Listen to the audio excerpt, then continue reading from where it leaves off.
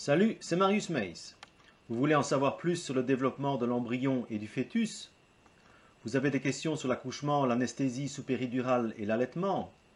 Eh bien, regardez attentivement cette vidéo et découvrez entre autres le cycle de vie de l'être humain.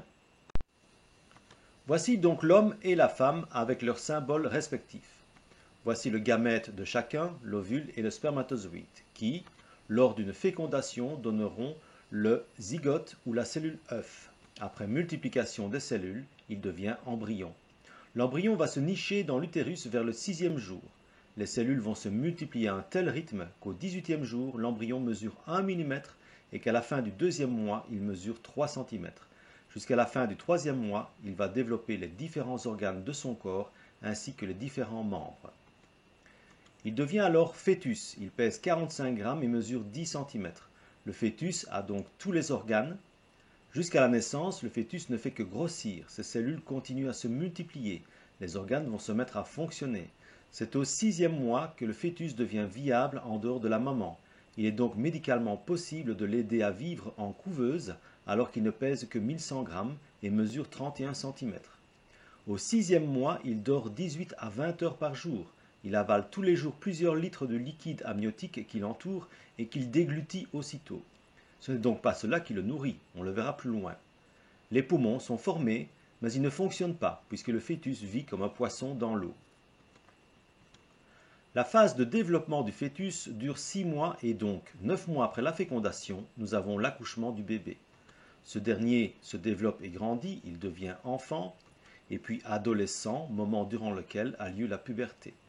Et l'adolescent deviendra adulte, capable de procréer, donc de se reproduire, et le cycle reprend. Nous venons de voir ici le cycle de vie de l'être humain, qui est d'ailleurs en général le même que celui des mammifères. Mais comment vit le fœtus dans le ventre de la maman? Voici le fœtus en plein développement. Il se trouve dans l'utérus et doit pouvoir se nourrir et respirer comme tout être vivant. La paroi interne de l'utérus est couverte d'une membrane qui se développe au moment de la grossesse et qui s'appelle le placenta. Le placenta est fortement vascularisé, ce qui veut dire qu'il contient de nombreux vaisseaux sanguins. Cet organe permettra des échanges de nutriments et de gaz entre la maman et le bébé. C'est le système circulatoire qui permettra d'apporter tout ce qui est nécessaire au bébé.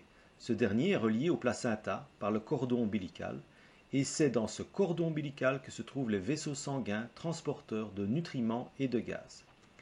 Donc c'est comme si le fœtus était directement relié à la circulation sanguine de la maman. Plus précisément, voici la circulation qui relie le fœtus à la maman, avec dans un sens les vaisseaux qui contiennent du sang oxygéné à destination du fœtus, et dans l'autre sens, le sang désoxygéné qui vient du fœtus et se dirige vers la maman. Le sang oxygéné apportera l'oxygène et les nutriments nécessaires au fœtus qui fabriquera sa propre énergie au sein de ses organes.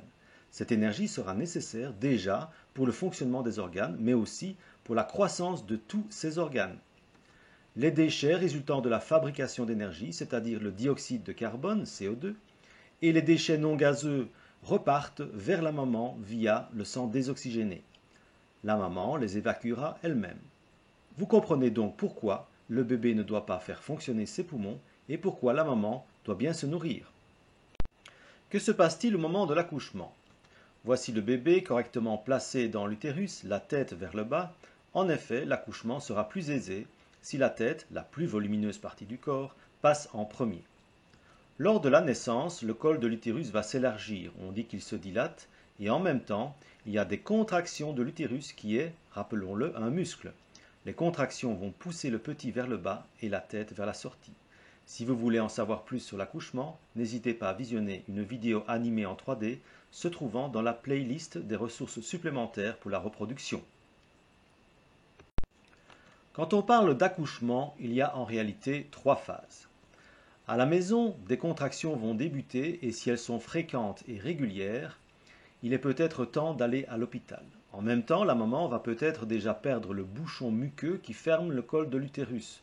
Ce bouchon empêche tout contact possible entre le fœtus et l'extérieur. La maman peut aussi perdre les os, c'est-à-dire le liquide amniotique qui va alors s'échapper par la voie du vagin. À l'hôpital, le travail continue et lorsque le col de l'utérus est dilaté à une ouverture supérieure à 10 cm, il est fort probable que la maman soit dirigée vers la salle d'accouchement. Au préalable, la maman demande parfois de faire une anesthésie partielle sous péridurale pour que l'accouchement soit moins douloureux. Les douleurs sont évidemment liées aux contractions de l'utérus qui vont aider le petit à sortir.